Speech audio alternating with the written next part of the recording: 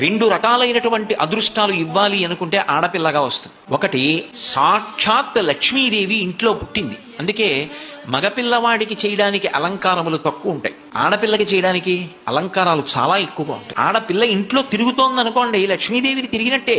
ఒకటి, ఆ పిల్ల పుట్టిన వేళ, ఆ పిల్ల తిరిగిన వేళ సాక్షాత్ లక్ష్మీదేవి ఇంటికి వచ్చిందని గుర్తు. రెండు, ఆడపిల్ల పుట్టింది అంటే ఆ పిల్లని ఎక్కడికి చేరుస్తున్నారు? ఎవరో ఓ పేరున్నవాడికి కాదు ఇస్తున్నది, సాక్షాత్ నారాయణ స్వరూపాయ వరాయ. ఆ వరుడు నారాయణ స్వరూపుడు. ఇప్పుడు లక్ష్మిని నారాయణుడి పక్కకి చేర్చారు.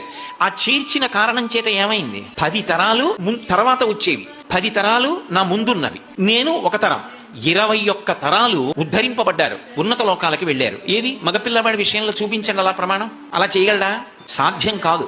అమ్మవారు అనుగ్రహిస్తే ఆ తల్లి వీళ్ళని నేను విశేషమైనటువంటి ఫలితము చేత సత్కరించాలనుకుంటున్నాను అనుకుంటే ఆడపిల్లగా వస్తుంది.